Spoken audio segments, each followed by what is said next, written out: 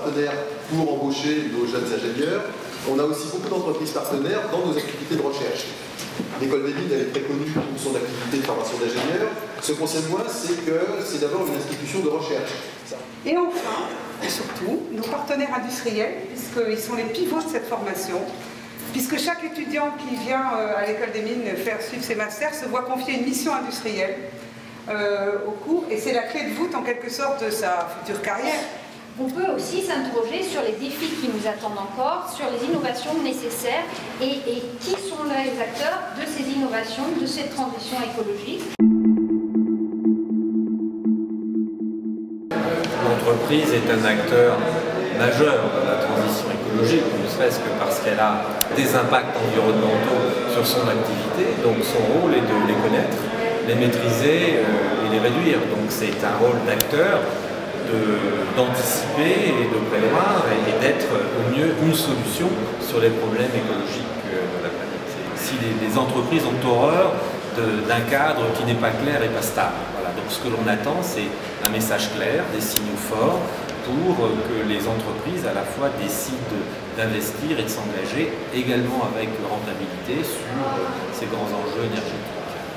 L'entreprise a un rôle qui est double, on a vu, et les orateurs ont beaucoup parlé de la réduction de leurs impacts. Je crois que le rôle le plus important, ça va être de fournir des solutions, et non seulement de fournir des solutions un peu théoriques ou pilotes, mais d'arriver à exprimer à quelles conditions ces solutions peuvent devenir massives. Prenons la voiture électrique, à quelles conditions la voiture électrique va devenir un marché de masse. Il y en a beaucoup, il y a des conditions sur le prix de l'essence, mais il y a des conditions techniques comme le problème des bornes de recharge, il y a des conditions comme la qualité des batteries.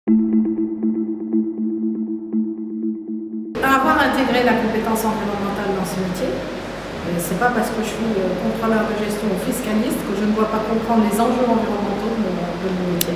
Ça c'est le point 1. Et à côté de ça, il faudra aussi des spécialistes de certains sujets extrêmement particuliers. J'ai cité l'écotoxicologie, mais il peut y avoir l'analyse de cycle de vie, un certain nombre de métiers très spécifiques en lien avec la biodiversité. C'est vraiment des expertises qu'il va falloir. Je pense que dans un monde qui bouge très vite, la capacité à penser global, avoir des approches multidisciplinaires pour construire des solutions différentes est primordiale. Les étudiants des SIG, à mon sens, sont bien préparés à ces nouvelles compétences. À vrai dire, ces compétences, elles sont très évolutives.